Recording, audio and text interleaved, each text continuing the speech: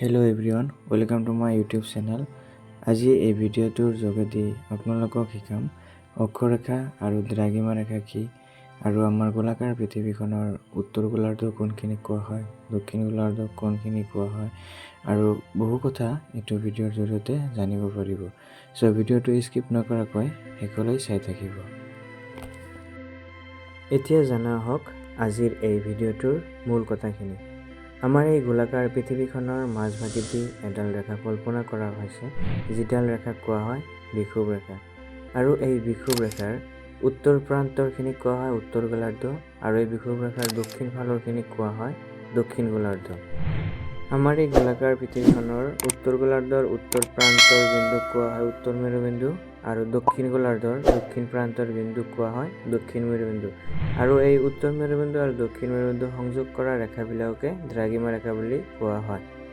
এই দ্ৰাঘিমা ৰেখাবিলাকৰ ভিতৰত মাজৰ যিডাল ৰেখা আছে সেই ৰেখাডালক মুখ্য দ্ৰাঘিমা ৰেখা বুলি কোৱা হয়। মুখ্য দ্ৰাঘিমা ৰেখাৰ পশ্চিম ফালে 180টা ৰেখা আছে আৰু মুখ্য দ্ৰাঘিমা ৰেখাৰ পূব ফালে আছে 180টা। সৰ্বমুঠ 360টা দ্ৰাঘিমা ৰেখা আছে। এই উত্তৰ মেৰুবিন্দু আৰু ইফালে দক্ষিণ গোলাৰ্ধৰ এই দক্ষিণ মেৰুবিন্দুক সংযোগ কৰা এই ৰেখাবিলাকে হৈছে দ্ৰাঘিমা ৰেখা আৰু এই ৰেখাবিলাক হৈছে অৰ্ধবৃত্তাকাৰ। এতিয়া জানোৱা হওক অক্ষৰেখা কি। আমাৰ এই গোলাকাৰ পৃথিৱীখনৰ উপৰিভাগত পুৱা পশ্চিমাকৈ কিছুমান ৰেখা কল্পনা কৰা হৈছে আৰু এই ৰেখাবিলাককে অক্ষৰেখা বুলি কোৱা হয় আৰু এই ৰেখাবিলাক সম্পূৰ্ণৰূপে বৃত্তাকাৰ। আমাৰ এই গোলাকাৰ পৃথিৱীখনৰ সৰ্বমুঠ 180টা অক্ষৰেখা আছে। ইয়াৰে উত্তৰ গোলাৰ্ধত আছে 90টা আৰু আনফালে দক্ষিণ গোলাৰ্ধত আছে 90টা। এতিয়া জানো হওক প্ৰধান অক্ষৰেখা কেইটা। ইফালে উত্তৰ গোলাৰ্ধত 23½ ডিগ্ৰী যিডাল ৰেখা আছে সেইডাল ৰেখাক কৰ্কটক্ৰান্তি ৰেখা বুলি কোৱা হয় আৰু দক্ষিণ গোলাৰ্ধৰ 23½ ডিগ্ৰী যিডাল ৰেখা আছে সেই ৰেখাডালক মকৰক্ৰান্তি ৰেখা বুলি কোৱা হয়।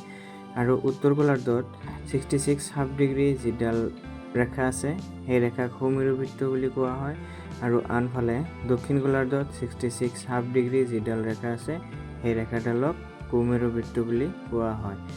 এইখিনি আছিল আজিৰ এই ভিডিঅ'টোৰ মূল কথা। আৰু এনেধৰণৰ ভিডিঅ'ৰ ইনফৰমেশ্যন পাবলৈ চেনেলটো ছাবস্ক্ৰাইব কৰি ৰাখিব। ধন্যবাদ।